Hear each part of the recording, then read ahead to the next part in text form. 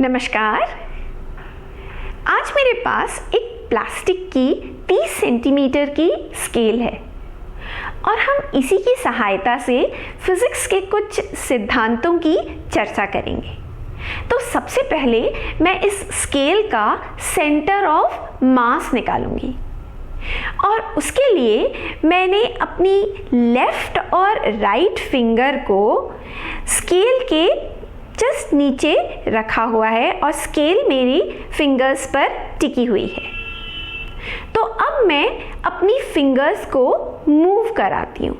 तो देखिए ये मैं मूव करा रही हूँ अपनी दोनों फिंगर्स को और ये आकर एक जगह मिल जाती हैं। तो ये मैं देख रही हूँ कि मेरी जो दोनों फिंगर्स हैं वो करीब 15 सेंटीमीटर पर आकर मिल रही हैं। तो जैसे कि हमें उम्मीद थी, इसका जो सेंटर ऑफ मास है स्केल का करीब 15 सेंटीमीटर पर है और इसमें मैं स्केल को एक पतली सी छड़ मान रही हूँ।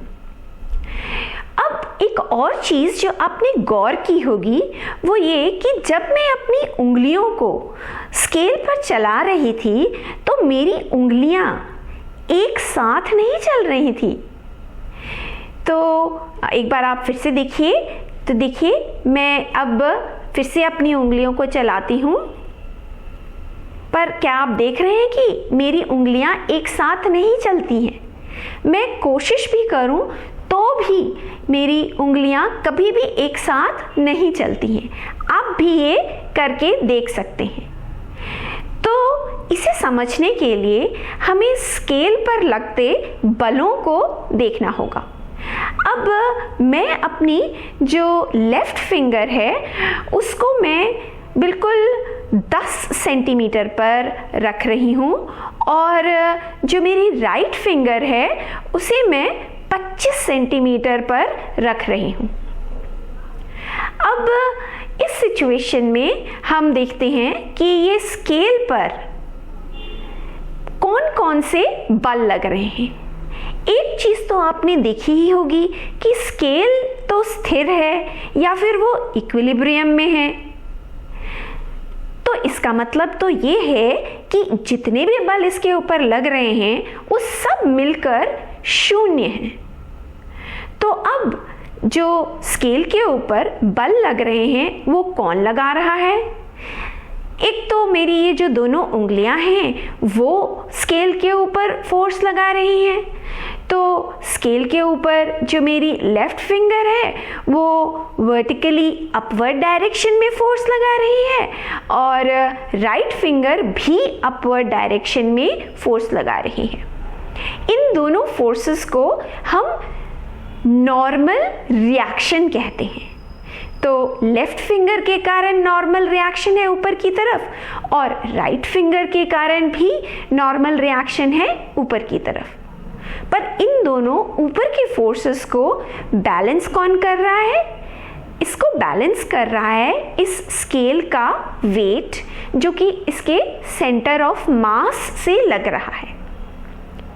अब ये जो नॉर्मल रिएक्शन है वो दोनों फिंगर्स के कारण, क्या आपको लगता है कि वो सेम है या अलग अलग है? ये हमें कैसे पता चलेगा? तो इसे पता करने के लिए आप ये देखिए कि स्केल ना तो चल रही है ना ही घूम रही है। तो हम कह सकते हैं कि इसके ऊपर कुल बल तो जीरो है ही, साथ साथ में इसके ऊपर कुल टॉर्क भी जीरो है। अब टॉर्क निकालने का सूत्र शायद आपने पढ़ा होगा और हम उसी की सहायता से ये पता करेंगे कि जो नॉर्मल रिएक्शन है लेफ्ट फिंगर का और जो नॉर्मल रिएक्शन है राइट फिंगर का वो उनमें आपस में क्या रिश्ता है। तो ज़रा यहाँ पर बोर्ड की तरफ देखिए। यहाँ मैंने एक चित्र बना रखा है और ये चित्र आपको स्केल के ऊपर फोर्सेस को बता रहा है कब बता रहा है? जब मेरा लेफ्ट फिंगर यहाँ स्केल की 10 सेंटीमीटर पर है और मेरा राइट फिंगर स्केल के 25 सेंटीमीटर पर है। और हमने जैसा निकाला, स्केल का जो सेंटर ऑफ मास है वो 15 सेंटीमीटर पर है। तो यहाँ पर अगर मैं स्केल के ऊपर टॉर्क इस सेंटर ऑफ मास के अबाउट निकालती हूँ, तो ये जो टॉर्क होगा, वेट के कारण जो टॉर्क होगा वो तो सेंटर ऑफ मास के अबाउट 0 होगा।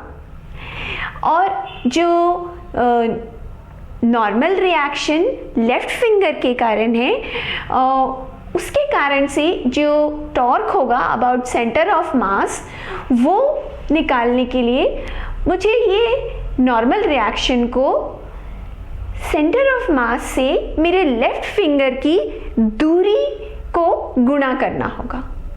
तो यहाँ पर ये किया हुआ है कि ये नॉर्मल रिएक्शन को 5 से गुणा किया हुआ है और इस तरह से मुझे ये टॉर्क मिल जाता है। अब ये वाला जो टॉर्क आएगा वो बिल्कुल जो राइट फिंगर है उसके कारण से जो टॉर्क लग रहा है सेंटर ऑफ मास के अबाउट, वो बराबर होना चाहिए और विपरीत दिशा में होना चाहिए। तो यहाँ पर इसे निकालने के लिए ये नॉर्मल रिएक्शन जो राइट फिंगर के कारण है वो उसको गुणा किया गया है 10 से।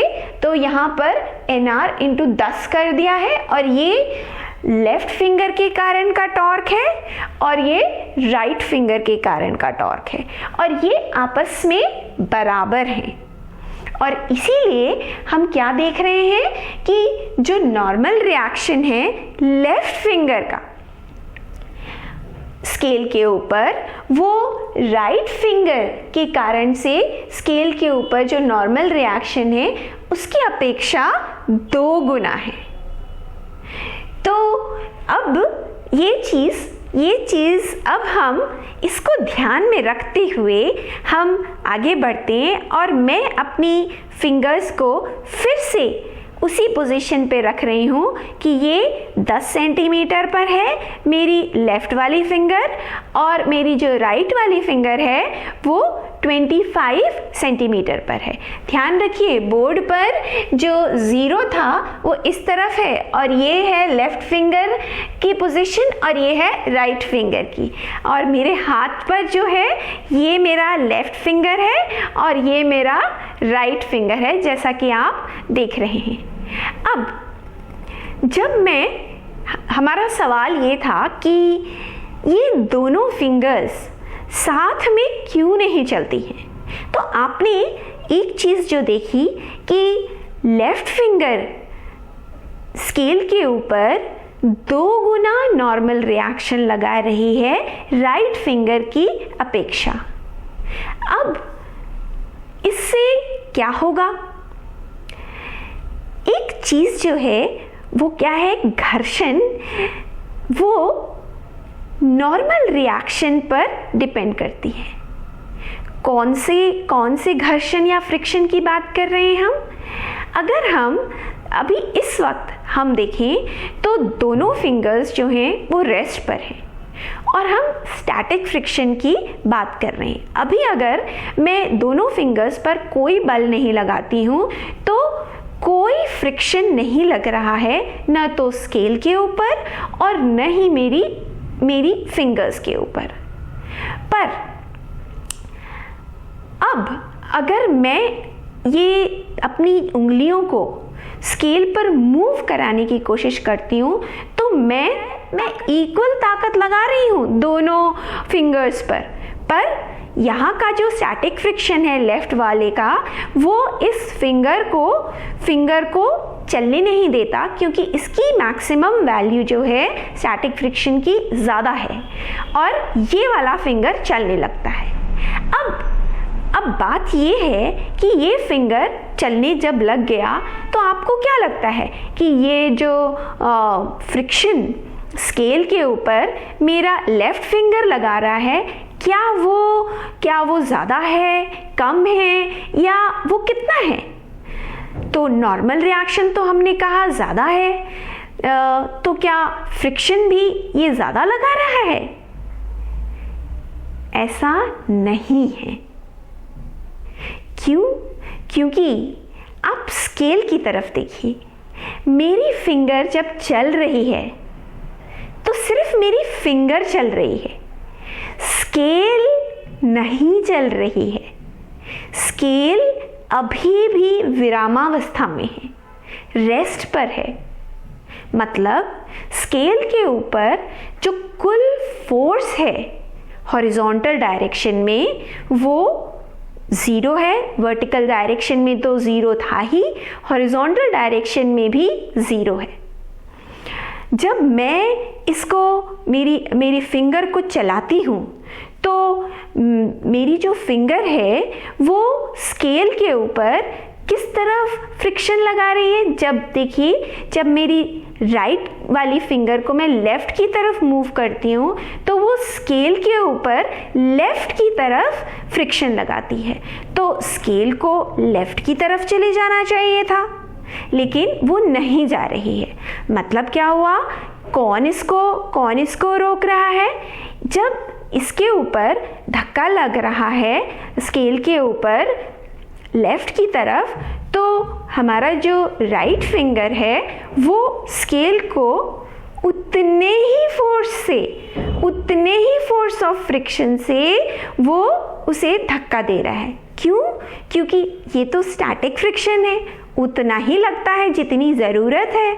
तो जितना एक्सटर्नल फोर्स होएगा उतना ही वो भी अपना फोर्स ऑफ फ्रिक्शन लगाएगा। इसीलिए नॉर्मल रिएक्शन दोनों फिंगर्स पे अलग अलग है। नॉर्मल रिएक्शन दोनों फिंगर्स पर अलग अलग है, लेकिन दोनों फिंगर्स जब मैं ये चला रही हूँ, ये देखिए, इस वक्त भी स्केल के ऊपर जो फ्रिक्शन राइट फिंगर और लेफ्ट फिंगर लगा रही हैं वो बिल्कुल बराबर लगा रही हैं और विपरीत दिशा में लगा रही हैं। जो राइट फिंगर है वो लेफ्ट की तरफ फोर्स लगा रही है स्केल के ऊपर, और जो लेफ्ट फिंगर है वो राइट की तरफ फोर्स लगा रही है स्केल की तरफ। ये जो हमने एनालिसिस की वो सिर्फ एक स्केल के माध्यम से करी, और इससे आप देख सकते हैं कि ये कितना पावरफुल टूल है। Thank you.